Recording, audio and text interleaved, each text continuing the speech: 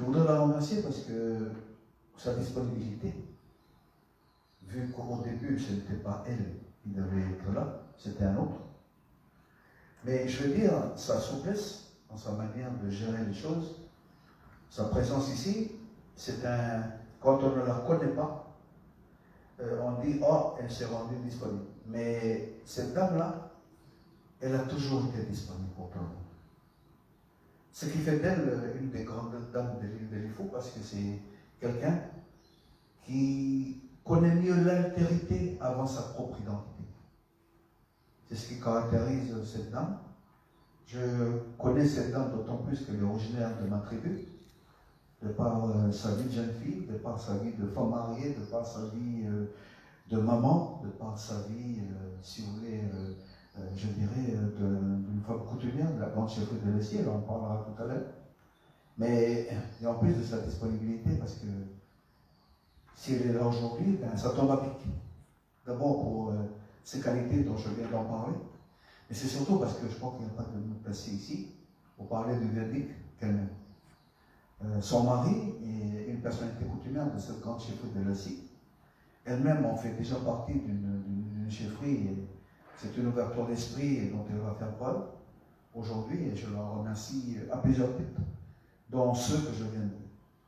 Kama c'est pareil, Kama elle est de Lifou, mais traductrice, professionnelle de la profession aujourd'hui, mais en même temps, elle est mariée avec un Wallisien, ce qui montre cette ouverture d'esprit que ces deux femmes ont. Et vous savez que nos dames ont toujours été fait preuve d'ouverture d'esprit, de souplesse. Et je crois que la traduction, il faut l'avoir, cette souplesse, parce qu'on ne traduit jamais de manière fidèle la langue d'origine. Voilà, collectif.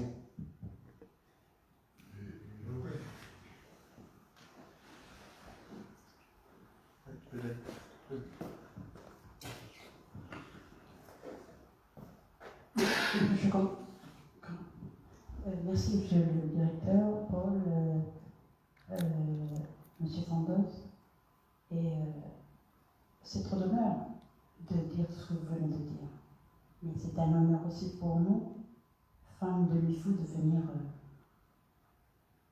aider pour la transmission de nos langues vernaculaires. Même si on est locutrice, moi je suis locutrice. Mais c'est vous les techniciens, donc pardon si on va écorcher un peu, mais on va essayer de faire de notre mieux pour aider la LK. Merci. Alors, Dr Fizine, vous me demandiez tout à l'heure de parler un peu de la chefferie aussi. Et peut-être aussi, je ne sais pas si, monsieur le directeur, vous allez parler de l'auteur et compositeur de la chanson, je ne sais pas, qui va. Vous allez le faire maintenant ou je vais. Vous avez la liberté de la parole. Merci. Donc, le district de Lossi est donc fait partie de l'une des îles Loyauté, l'île de Lifou, et se situe dans sa partie sud, qui est à la limitrophe du district de Gaïtia, et c'est le district du Oued qui occupe la partie nord. Le district de Lossi est à sa tête le grand chef Boula, la famille Boula. Donc, quand je me suis mariée à la tribu de Mou, avec le chef du clan guerrier de ce district, notre maison se trouve juste à 100 mètres de la chefferie, puisque nous en sommes les gardiens. Ce clan-là est le gardien de la grande chefferie de Lossi, et nous faisons un peu office de policiers frontière, de filtre d'entrée et de sortie de la chefferie. Personne ne peut entrer à la chefferie sans demander l'autorisation de le faire. Et donc, voilà, merci, mais je dis que c'est trop d'honneur de dire tout ça. On fait ce qu'on peut quand on est vivant, il faut donner ce qu'on sait. Cette chanson, donc, a été composée par Diku Kewe, que je pense je n'ai pas besoin de présenter, puisqu'il a été sénateur de la Nouvelle-Calédonie, homme politique de longue date, président du gouvernement, membre du Congrès, enfin, il a une vie politique très très remplie. Mais dans un moment de sa vie, il a composé la chanson Alien la nuit, que je vais traduire juste à mon inspiration, le fond de mes pensées. Alien la nuit, que je traduis le fond de mes pensées. Après, il y a l'autre traduction tout à l'heure, je ne sais pas comment vous êtes organisé pour faire les traductions, mais profondément, moi je dis que cette chanson relate le fond du plus profond de ses pensées. Voilà, je crois qu'après, il y aura la traduction qui va être faite. Je ne sais pas comment vous allez fonctionner.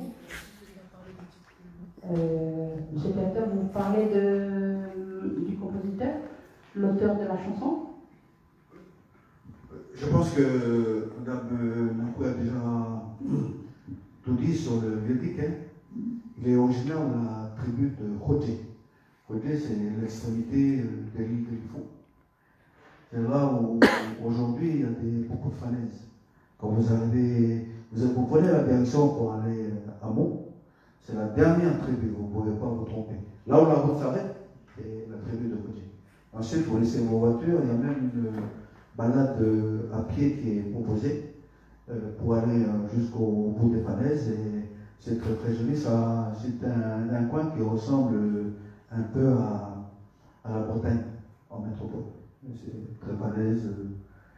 Et en même temps, les gens, surtout là-bas, les gens de Khoté sont réputés être des danseurs, des compositeurs, dont fait partie le Véldic. On le connaît beaucoup plus sur l'aspect politique, puisque effectivement, il était président du Congrès, président du gouvernement de la Nouvelle-Calédonie, il a défendu Pékéon de la Nouvelle-Calédonie française pendant les événements, il a été effectivement, il a occupé les plus hautes fonctions de la vie politique en métropole, et surtout, c'est quelqu'un qui, effectivement, on oublie souvent de le mentionner, mais il a la Légion d'honneur. Je crois que c'est un homme qui, effectivement, même s'il est beaucoup plus connu sur l'aspect politique, aujourd'hui, on va reconnaître un aspect de lui. C'est effectivement un excellent compositeur, un excellent artiste, danseur, chanteur. Et nous allons voir aujourd'hui un texte qu'il a écrit. Mais à l'époque, les filles de chefs, les filles de grands chefs, sont réputées, en tous les fous, être des femmes de caractère. Que ce soit la femme de récit, la femme de mon village, sont tous des femmes de caractère. Et lui, il parle de la fille du grand chef Boulin. Peut-être on peut commencer. Je vais ajouter, je veux juste ajouter que cette chanson, vous le dites, qu'elle a été composée lors de la naissance de Malia, la fille du grand chef Boula. Mais j'ajouterais que cette chanson ne relate pas seulement l'événement de l'arrivée de la première fille de la grande chefferie d'Elossi. Dans ce texte, il y a aussi le parcours politique de Diku Kewe qui est décrit parce qu'il parle de Ouvert, de Marais et des deux autres districts de l'île de Lifou.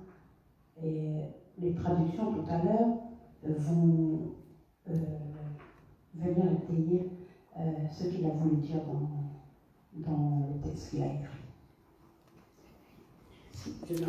Non, je vais reprendre.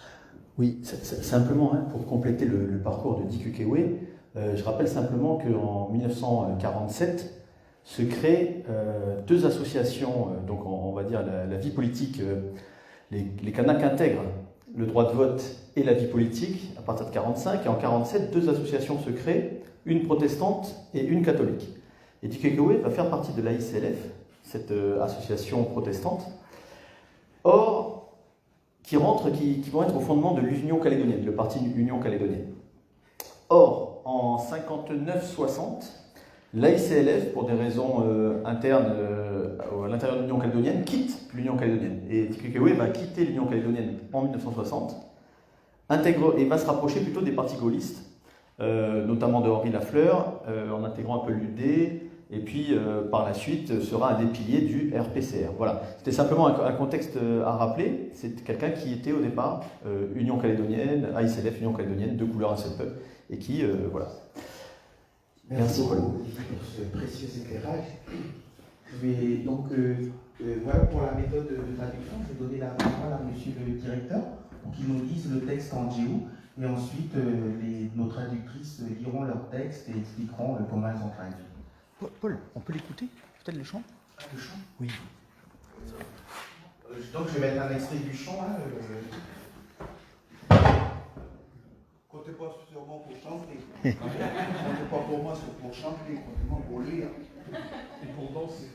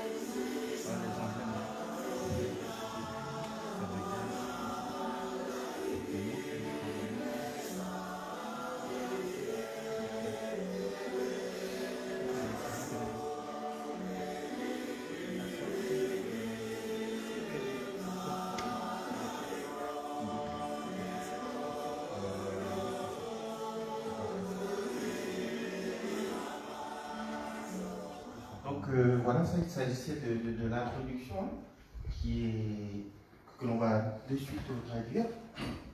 Donc, je vais donner le micro à M. Iagé pour qu'il lise le texte en géo, et ensuite je passerai à Karma le reste. Pane alemidane humodui sayo.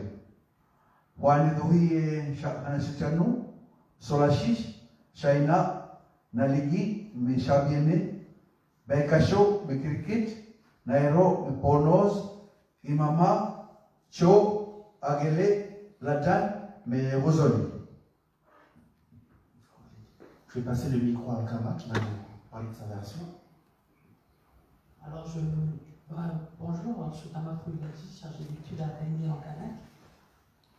Voilà comment on a traduit approchez-vous pour parler à l'Émidère, approchez-vous et que partout règne le silence. Depuis Hachichanou, sur la Shaina, Malikim Chabien, Bekacho et Kirkich, Nairo, Ponoz, Imama, Cho, Agile, Lajan, Rosoli, Bekacho, Kirkich, oui, pardon, et Rosoli. Alors, je vais juste expliquer le contexte quand